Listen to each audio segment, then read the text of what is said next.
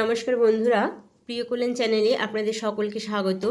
আজকে আমি ফুলকপির পকোড়া তৈরি করলাম। খুব সুন্দর মুচমুচে খেতে হয়েছে। তো কিভাবে বানালাম দেখে নেওয়া যাক। তো তার জন্য প্রথমেই আমি ফুলকপি কেটে নিয়েছি গুটি কয়েক, তো ভালো করে ধুয়েও নিয়েছি। তো এদিকে আমি জল ফুটতে দিয়ে দিয়েছি, এর মধ্যে আমি হালকা লবণ দিয়ে দিলাম এবং কপিগুলো দিয়ে হালকা ভাপিয়ে নেব। তো ভাপানো হয়ে গেল, আমি এগুলো তুলে নিয়ে জল ঝরিয়ে নেব। এদিকে জল ঝরানো হয়ে গেছে, কপির মধ্যে আমি এবার দিয়ে দিলাম রসুন থেতো করে নিয়েছি, দিয়ে দিলাম গোলমরিচ গুঁড়ো অল্প, দিয়ে দিলাম জিরে গুঁড়ো, দিয়ে দিচ্ছি কাশ্মীরি লঙ্কা গুঁড়ো, দিয়ে দিলাম হলুদ গুঁড়ো, দিয়ে দিলাম জোয়ান, দিয়ে দিলাম কসুরি মেথি, দিয়ে দিচ্ছি ধনে পাতা কুচি, হিং দিয়ে দিলাম। আমি এর উপর দিয়ে দিচ্ছি বেসন 2 চামচ দিচ্ছি, আর দিচ্ছি কর্নফ্লাওয়ার 2 চামচ। প্রয়োজন হলে আপনারা আরও দিতে পারেন।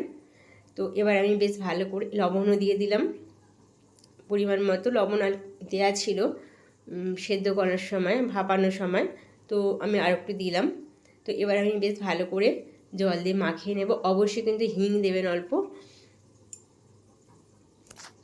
তো টেস্টটা খুব ভালো আসবে। তো আমি আস্তে করে এগুলো চামচে করে আগে মাখিয়ে নিয়েছি, যেহেতু হালকা ভাপানো আছে, নাহলে ভেঙে যেতে পারে।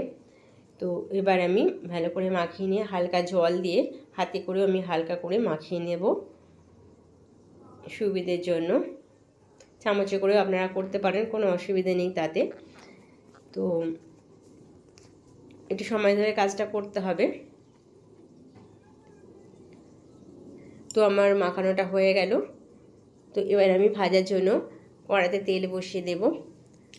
ওভেনে আমি কড়া বসিয়ে দিয়েছি, ওর মধ্যে আমি তেলটা গরম করে নিয়েছি। এর মধ্যে আমি একটা একটা করে পকোড়া ছেড়ে দেব।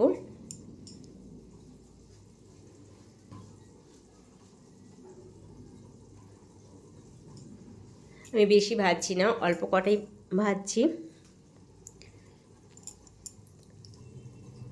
তো আমি অনেকটা ভাজা হয়ে গেছে, আমি উল্টে দিলাম। তো এইভাবে বেশ সময় ধরে নাড়ানাড়ি করে ভাজাটা করতে হবে। খুব চড়া আঁচেও করবেন না, হালকা আঁচে মিডিয়াম আঁচে রেখে করতে হবে রান্নাটা। খুব সুন্দর খেতে হয়, একদম মুচমুচে খেতে হবে এবং গরম গরম এটা খেতে খুব ভালো লাগবে। তো এইভাবে আমি উল্টে পাল্টে ভেজে নেব। একটু সময় ধরেই ভাজতে হবে জিনিসটা।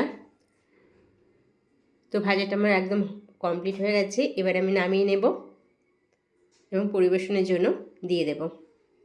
আপনারা এভাবে বাড়িতে তৈরি করে খাবেন।